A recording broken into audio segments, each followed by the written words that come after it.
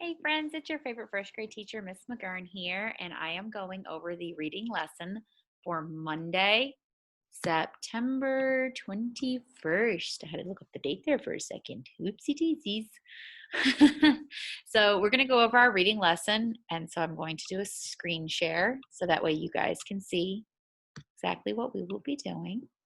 So our reading and writing focus, the main thing that we're going to be focusing on today is relating previous experiences to what was read. So today's lesson was all about the word schema. And schema is all the information that we have already stored in our brains. It's like our brains are a large filing cabinet, and we use our schema to pull out the things from that filing cabinet that we already know. The amazing thing about schema is that it grows and it changes. Good readers activate their schema to help them understand what they are reading. So I chose a very special story because many of my students had told me how they've been recently losing a lot of teeth. So I wanted to get a book that they could relate to. Therefore, we did Arthur's Tooth by Mark Brown.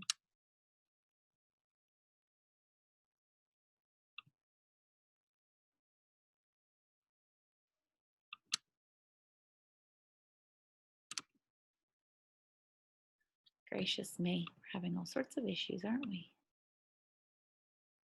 There we go.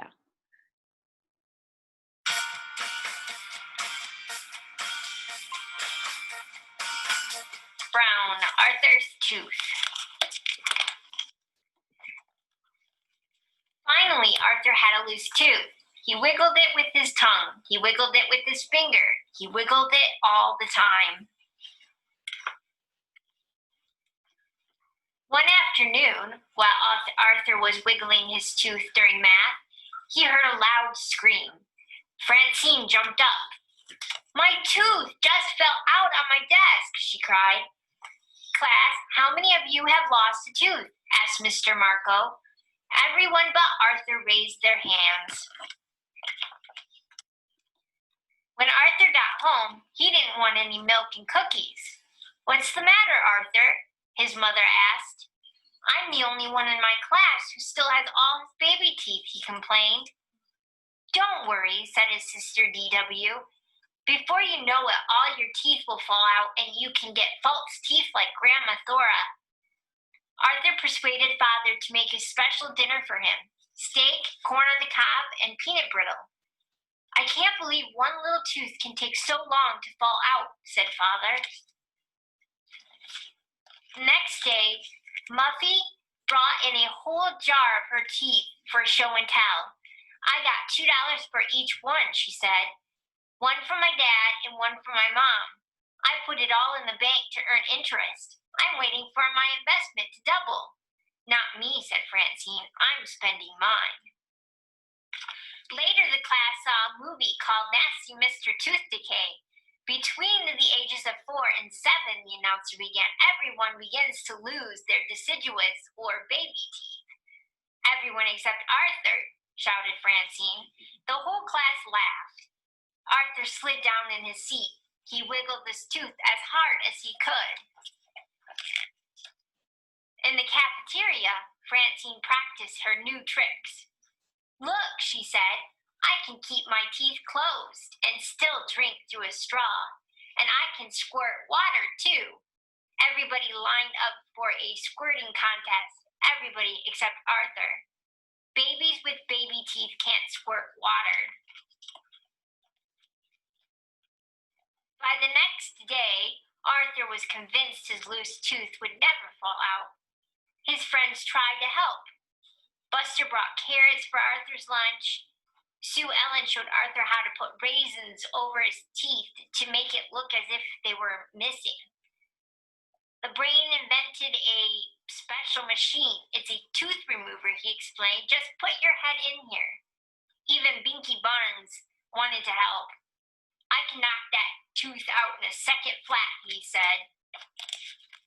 That night, Arthur spent a lot of time in front of the bathroom mirror. He got up very early in the next morning to wiggle his tooth again. "See how much looser it is?" he told his parents. That's it, said his mother. You need professional help. You're going to the dentist today. Going to the dentist? Asked Francine. Boy, do I feel sorry for you.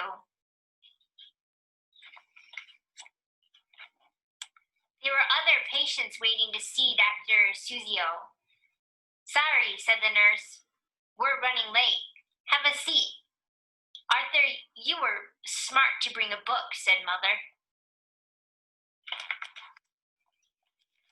Finally, it was Arthur's turn. I wish all my patients were as good as waiting as you are, said Dr. Suzio. How old are you now, Arthur? 7, said Arthur, and I still have all my baby teeth. I was 8 before I lost my first tooth, said Dr. Suzio. Everyone is different. Really? Said Arthur. Dr. Suzio examined Arthur's loose tooth. This one should fall out very soon, he said. Just wait. Arthur got back to school just in time for recess. Still have all your baby teeth? Francine asked. Then you can't be in the game. I'm the tooth fairy. Only people who have lost teeth can play. If you're the tooth fairy, said Arthur, I think I'll keep all my teeth. I can wait. He started over to the softball game. Whoever I touch, said Francine, loses a tooth. She flapped her arms. The one who loses the most wins. Francine twirled around and touched Buster. She twirled faster and touched Sue Ellen. Twirling even faster, she slipped and hit Arthur. Sorry, Arthur, Francine said, but I told you no babies allowed. Arthur picked up his glasses. It's okay, he said. It's probably the nicest thing you've ever done for me. What do you mean? Asked Francine. Arthur just smiled. So in this story, you were probably able to use your schema and make a lot of connections throughout the story because you might have lost a tooth and you could understand Arthur's feeling of impatience wanting to get that tooth out quick. So the big question was, how can we use schema while reading this story? Many of us have lost a tooth before, so we were able to use our schema to understand what Arthur was going through. We should activate our schema while reading to help us better understand what we're reading. There's so many books out there that we can relate to that we would enjoy to read. Do you see a title that you would like to read and activate your schema? If you really liked the author book, you should definitely check out the library of Mark Brown's author. He has created tons of books. There is a series on TV about Arthur. So this has definitely been around for a while. I hope that you guys enjoyed this lesson today. I appreciate you guys jumping on with me, and I will see you guys later.